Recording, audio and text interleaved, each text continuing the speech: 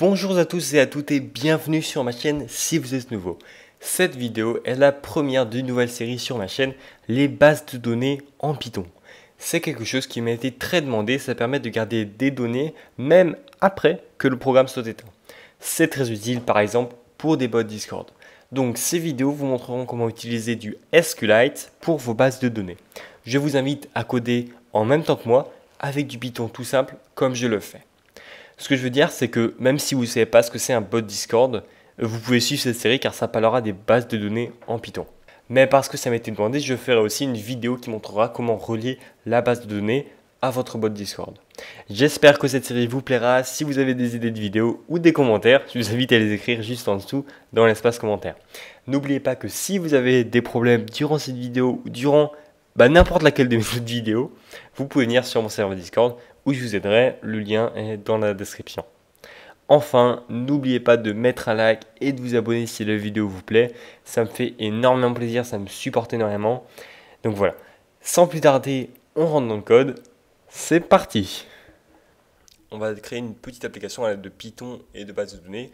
J'ai personnellement décidé de nommer la mienne T2Game et je vous invite à créer un dossier et dedans un main.py.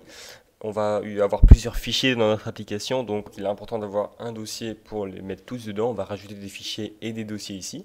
Je vais tout de suite vous montrer dans Sublime Text comment ouvrir le dossier, car j'ai utilisé Sublime Text pour le tutoriel.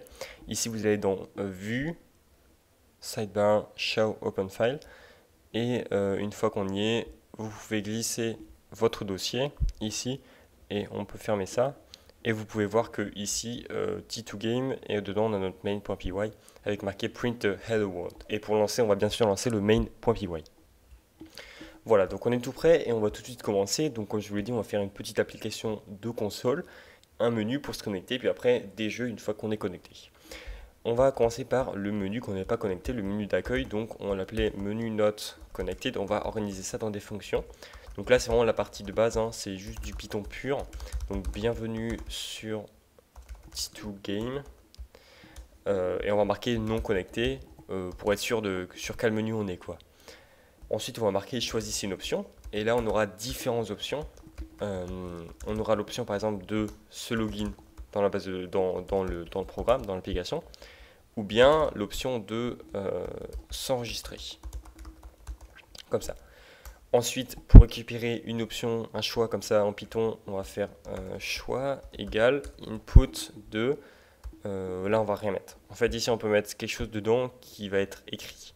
Mais vous inquiétez pas, on va rien mettre. Ici ça va renvoyer un string, ce que l'utilisateur a marqué. Normalement ça renvoie, normalement l'utilisateur va marquer un numéro, par exemple 2. Donc on va faire int de input. Comme ça, on va convertir ça en int et on va pouvoir après regarder qu'est-ce qu'il a choisi. Donc, s'il a choisi, on va commencer par le choix numéro 2, puis après on codera le choix numéro 1. Donc, s'il a choisi le choix numéro 2, ça veut dire qu'il veut s'enregistrer. Donc là, je suis en train de faire la base du programme. Après, on va relier la base de données. Pour s'enregistrer, on va faire une autre fonction qui s'appelle register. Hop, ici, avant que j'oublie, on va juste appeler menu not connected, ici. Histoire de, en fait, ça c'est une fonction, on va appeler la fonction pour lancer le programme. Et ça va se répéter en boucle, ici. Pour ce register, on va faire print, tac, tac, tac, register, tac, tac, tac. On va vouloir avoir le username, donc quel username la personne va avoir. On va marquer username, donc c'est là qu'on va mettre des données dans le input, donc ça va être marqué. Et après, la personne va pouvoir marquer ici du texte en plus, directement dans le terminal. Et on va aussi prendre le password. Alors, on va juste le prendre comme ça. Je ne vais pas faire un truc où l'entrée est sécurisée avec des points, etc. Oui, ça ne s'affiche pas. Non, non. Vraiment, je fais ça très mal, mais c'est pour les besoins du tutoriel. Donc là, on a notre username, notre password, et on a donc la base de notre application. Et c'est avec ça qu'on va pouvoir commencer à créer la base de données. Ah oui, et ici, on peut appeler la fonction register. Hop, clac. Donc pour créer la base de données, j'utilise une application qui s'appelle SQLite Studio et je vous invite à faire de même. Cette application, elle est juste ici. Elle va nous permettre de créer notre base de données, de la manager. Et après, on va faire les requêtes vers cette base de données avec Python. Donc, vous inquiétez pas, je vais vous expliquer au fur et à mesure tout ce que je viens de dire. Et on va tout de suite créer notre fichier database. On va créer un dossier qui s'appelle data et qui va stocker tout ce qui est relié à la base de données, c'est-à-dire la base de données en elle-même, le handler pour la base de données, etc. Donc je crée un nouveau dossier là-dedans et on va pouvoir dedans créer notre fichier database à l'aide de SQLite Studio. Donc je vous invite vraiment à le télécharger. C'est bien sûr avec celui-là qu'on va créer tout notre database et qu'on va après la lire et écrire dedans avec Python. Donc on va créer sur plus ici, écrire sur plus, SQLite 3. On clique sur le plus ici. Vous pouvez aller dans votre dossier T2Game et on va le sauvegarder as database.db. Donc ça va être le nom du fichier de notre database. Le nom dans la liste, alors moi j'en ai déjà un qui s'appelle database. Je vais marquer database tuto, comme ça on saura. Elle est juste ici. Je peux double-cliquer dessus pour voir ce qu'il y a dedans. Pour l'instant, on n'a rien dedans. On va tout de suite créer une table et avant de créer la table, je vais vous expliquer un peu comment ça fonctionne, les bases de données SQL. Donc dans une base de données SQL, vous allez avoir plusieurs tables, donc c'est ce qu'on appelle tables ici. Et dans chaque table, vous allez avoir possibilité d'avoir une infinité de rows. Les rows, c'est des rangées, et c'est ces rangées-là qui contiennent les données. Donc les rangées sont dans des tables. Les données contenues dans ces rangées sont dictées par des colonnes qui sont présentes dans la table. Donc les colonnes dictent quel type de données sont présentes dans les rangées. Voilà, donc ça c'est une explication basique et vous inquiétez pas, on va rentrer à chaque fois plus dans les détails quand on avancera. Pour commencer, on va créer notre table. Une table, ça va contenir des données à propos de quelque chose. Par exemple, si vous voulez stocker des messages, vous aurez une table qui s'appelle messages. Nous, on veut stocker des comptes, des personnes, et donc on va créer une table qui s'appelle personnes. On va faire ici, une fois que vous aurez bien sélectionné la base de données ici, on va faire le bouton plus ici avec les petits symboles comme ça. Et là, vous voyez qu'il y a cet écran-là qui apparaît et ça nous dit New Table 1. Et là, on va pouvoir créer notre table. Donc, notre table, on va l'appeler personne. Donc, c'est une personne. Et dedans, on va mettre différentes colonnes. Donc, les colonnes, c'est ce qui va définir ce qu'il y a dans les rows. Vous inquiétez pas, vous allez comprendre juste après. On va créer par exemple une colonne qui s'appelle username. Donc username, c'est pour avoir le nom de la personne. Le data type, ça c'est ce qui va être stocké dans cette colonne, c'est du texte, nous. Et après, on a plusieurs options ici. Donc je verrai les autres au fur et à mesure. Pour l'instant, on va voir celle-là qui s'appelle unique. Unique, ça veut dire qu'il peut y avoir qu'un seul username comme ça dans cette table. Donc dans chaque rangée, on va avoir le champ username. Et il ne peut pas y avoir deux rangées différentes avec le même username. Et en plus de ça, on veut que ce soit pas nul. Nul, ça veut dire qu'il n'y a rien dedans. On veut qu'il y ait toujours un username s'il y a une rangée. Donc on ne veut pas que le champ username de la rangée il soit égal à rien.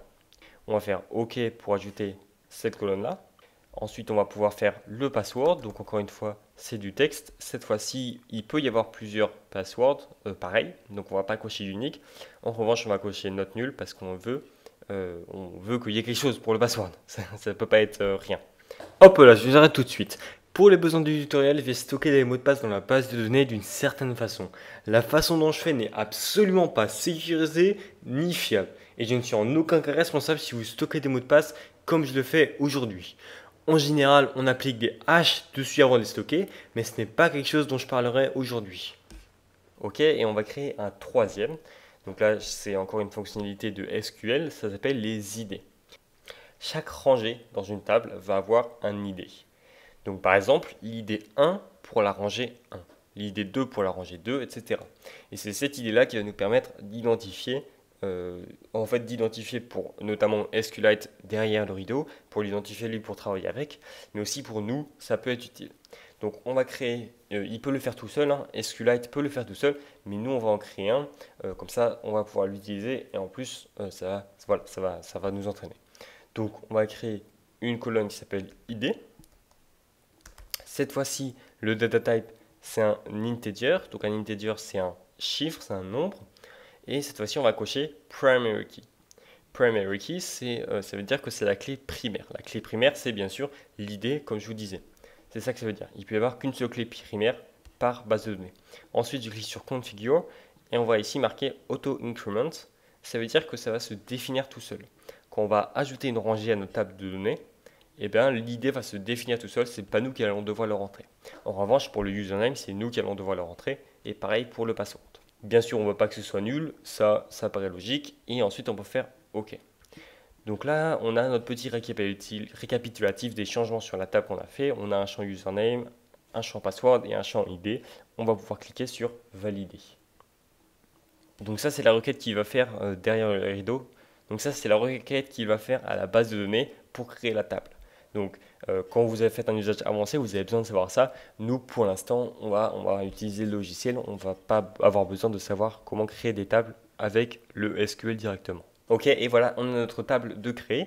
Ici, si on regarde, on a notre table personne. Donc là, on a plusieurs onglets. En haut, ça, c'est la structure. Et après, on a les données. Et donc, les données, ça va être sous forme de rangée, comme je vous disais. Et à chaque fois, il y aura l'username, le password et l'ID. Pour l'instant, on n'a aucune donnée dedans. Et ça va très rapidement changer parce que là, on va retourner sur notre script Python pour pouvoir communiquer avec la base de données. Donc, je vais vous montrer comment faire les choses bien. Parce que j'ai vu sur le serveur Discord Dev, par exemple, qu'il y a des personnes qui font directement du code SQL, donc on verra ce que c'est, hein. Directement dans le main, ici, ils font du SQL ici, select, ils font ça juste ici. Et je vais vous montrer comment faire les choses bien, parce que s'il y a quelque chose qu'il ne faut pas faire, c'est ça. Il faut séparer le code, il faut le moduler. Et on va créer du coup dans notre fichier data, ici on va créer un nouveau fichier qu'on va appeler le database handler. Donc dedans, on va avoir une classe database handler, comme ça. On va faire 2 points, et là je vais faire pass, et je vais enregistrer le fichier tout de suite. Je vais l'enregistrer comme database handler.py. Voilà, il est apparu juste ici, il est juste là. On ne voit pas le fichier database.db, mais c'est pas très grave, hein. Ça doit être un bug de Sublime Text, ou bien il veut pas les voir, je sais pas. Mais il faut juste savoir, il est là, hein. Il n'y a pas de problème. Moi, il est bien ici. Je le vois juste pas dans le Sublime Text. Peut-être qu'il faut refresh le truc. En attendant, c'est pas si grave. Donc, on va initialiser notre database handler. Et pour ça, on va l'initialiser. On va dire ce qu'il faut faire à l'initialisation. Donc ça va être appelé quand on veut accéder à la base de données. On va garder une référence à cette classe. Vous allez comprendre ça juste après, hein. Voilà. On va donc récupérer le nom de la database, histoire de savoir quel est son nom. Donc, ensuite, on va du coup se connecter à la base de données. Pour ça, on va avoir besoin de OS. Donc, on va faire import OS et import SQLite 3. On va tout de suite initier la connexion. Donc, je vais appeler con, moi, self.con, donc la connexion, hein, égale SQLite3.connect. C'est à ce moment-là qu'on va se connecter à la base de données et après, on va pouvoir l'utiliser et parler avec. On va devoir mettre le chemin d'accès vers la base de données. Pour ça, on va utiliser le module OS parce que ce qu'on sait pour l'instant, c'est que la base de données, elle est située dans le même fichier que le database handler. Donc, on va récupérer le chemin de ce fichier-là et après, on va ajouter à ce chemin-là le nom de la base de données. Pour récupérer le chemin d'accès, alors ça va être un peu compliqué, ça utilise OS, donc os.pass.dname et os.pass.abs.pass entre parenthèses, tiré du bas, file tiré du bas. Voilà, donc c'est un peu une grosse ligne comme ça. Ça permet juste de récupérer le chemin absolu de ce fichier-là. Donc le chemin absolu, ça commence par exemple c:// user, /t1, /desktop, etc. Et après, on va ajouter à ça le database name ici. Donc on va faire database name comme ça. Une fois qu'on a initié la connexion, on va juste ici définir des petites options. On va faire le row factory égale SQLite3.row. Ça va nous permettre de renvoyer en fait à chaque fois qu'on va faire des requêtes un dictionnaire. Ça va nous simplifier la vie après parce que ça va être plus clair au niveau du code. Il faut juste savoir que sinon en fait ça va renvoyer des listes comme ça d'éléments. Par exemple 8, 9, 34 à la place. On va retourner des trucs comme ça.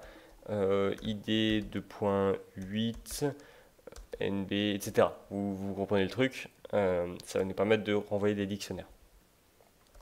En fait, ça va nous permettre de dire à SQLite de renvoyer des dictionnaires plutôt que des listes. Vous allez voir par la suite, ça va vraiment nous aider. Donc là, notre database handler, il va s'initialiser à partir de la du nom de la base de données qui va ensuite se connecter tout seul. On va retourner dans notre main et on va initialiser ici l'objet database handler. Donc on va faire database handler égale. Ici on va devoir importer le fichier from data.databasehandler import database handler comme ça. Donc là on va pouvoir faire database handler et on va marquer ici le nom du fichier. Nous, notre fichier c'est database.db. Et ensuite, on va utiliser cet objet-là pour faire des requêtes, pour nous aider à travers la requête à la base de données. On va retourner dedans. Alors oui, donc c'est un peu compliqué, hein, on a des différents fichiers. Et ici, on va commencer à créer notre première méthode qui va communiquer avec la base de données. Donc notre première méthode, ici, on va faire un truc qui permet d'enregistrer quelqu'un dans la base de données. Pour ça, on va faire create person. On va créer une méthode qui s'appelle create person. Et c'est cette méthode-là qui sera chargée de créer un objet personne dans la base de données. Donc un objet personne, il va correspondre, il aura un username, un password et un ID. Pour pouvoir le créer, comme je vous l'ai dit, l'ID, il va se définir automatiquement, mais le username et le password, ils vont être définis manuellement. Donc pour ça, pour créer la personne, il faut qu'on ait accès au username. Qu'est-ce que c'est le username? Donc username string pour montrer que c'est une string. Donc une chaîne de caractères, et password.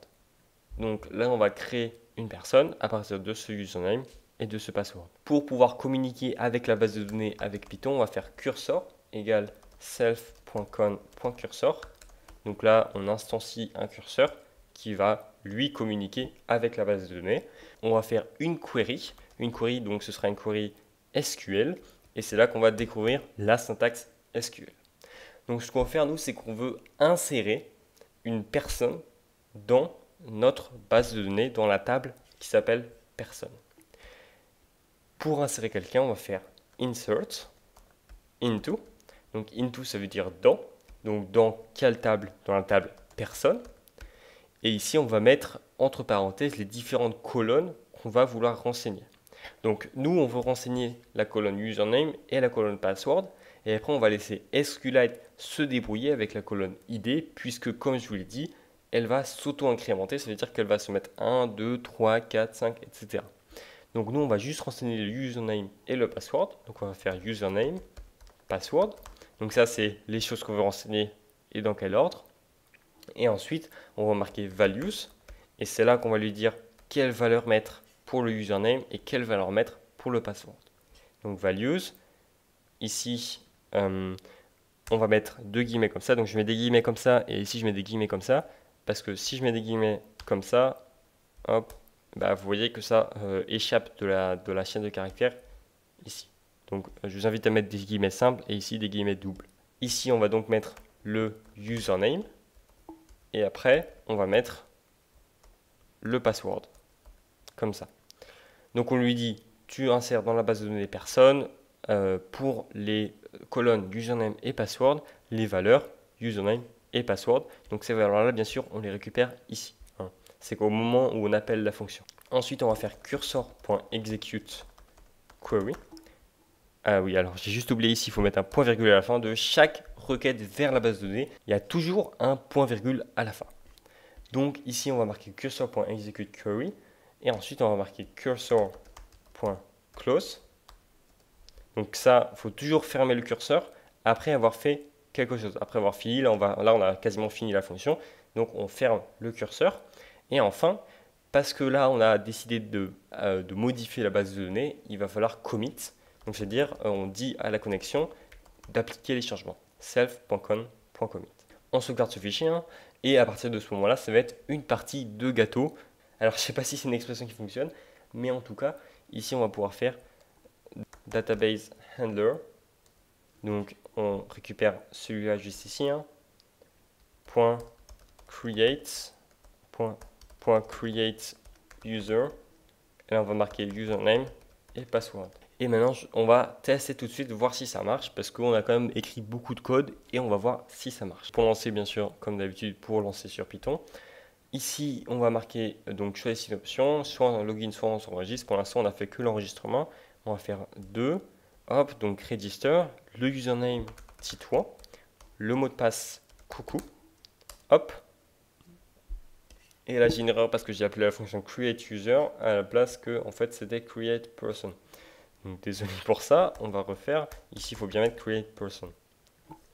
On refait. Hop, s'enregistrer, Titouan, coucou, clac. Bienvenue sur T2Game, nous connecter. En fait, ça a recommencé ici, la boucle.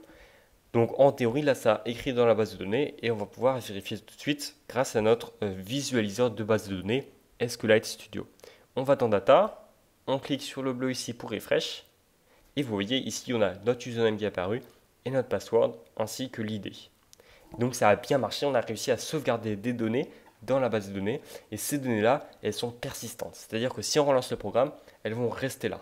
Et voilà, c'est déjà la fin de la vidéo. J'espère que ça vous a plu. Si oui, n'oubliez pas de mettre un like et de vous abonner. Ça ne vous coûte rien et ça me supporte énormément. Avant qu'on se quitte, voici un challenge que je vous propose de faire en attendant la prochaine vidéo. Essayez de coder vous-même une amélioration à notre application. Quand on s'enregistre, on met le username comme d'habitude, on met le mot de passe comme d'habitude et ça nous demande notre âge. On met notre âge et voilà. Et si on regarde dans la base de données, qu'on refresh, hop, ça nous a mis l'âge ici. Alors juste une petite indication pour vous aider quand vous allez créer votre colonne âge. Si vous cochez note nulle, il va aussi falloir lui mettre une valeur par défaut car sinon les valeurs qui sont déjà entrées dans la base de données vont avoir un problème car les valeurs seront nulles par défaut. Donc on va ici cocher default et on peut mettre une valeur par défaut, par exemple 0. La prochaine vidéo sera sur comment récupérer les données qui sont dans la base de données. Ça va nous permettre de faire la partie login de l'application, entre autres. En attendant, je vous dis au revoir, à la prochaine, c'était Titouan.